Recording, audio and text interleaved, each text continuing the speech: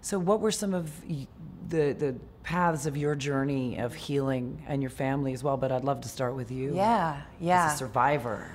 Yeah, and I think survivor is such the right word for us, you know, because it really is something that we have to get through every day, no matter how long it's been. Yeah, so my journey of healing, I think, is forever, you know, it will continue to go on forever and evolve, but, you know, initially I will say the support of my friends and family. One of my friends said something to me that changed the whole way I think about grief and talking to other people who are grieving is, do you want to talk about it or do you want me to distract you? And I was like, that's such an incredible invitation. Thank you. Wow. Yeah, so that was something that happened very early on after she passed that was helpful to me. And then also, you know, getting into my creative self. Dancing has really helped. I don't consider myself a dancer by any means. I've always been like a mover. But there's something about moving your body and just, you know, sometimes you can't get the words out.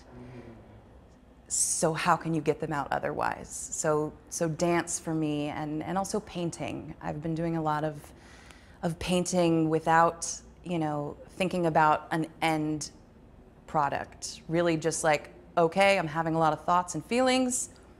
Let me just put it on a page. Yeah. And then, you know, lots of support in therapy, individual therapy as well as group therapy, which has been really helpful for me.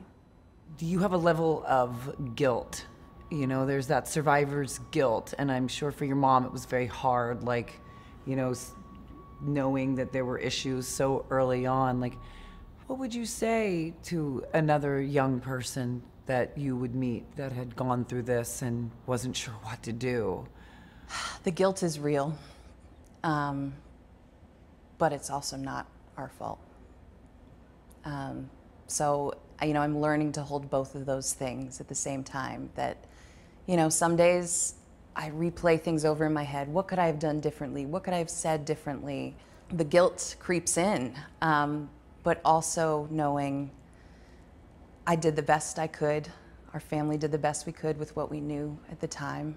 And, you know, ultimately, it's not our fault.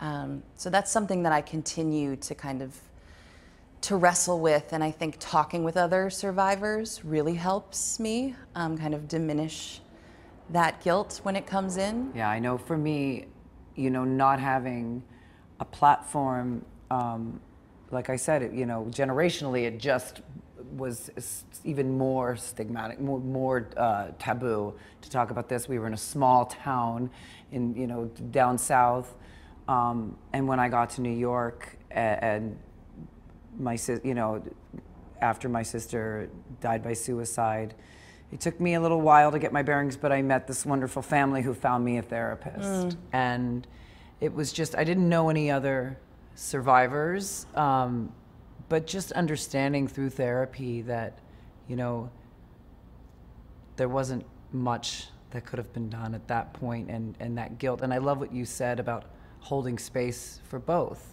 you know, accepting that there's going to be those moments of guilt arising in your mind, as well as believing that it wasn't your fault. Yeah.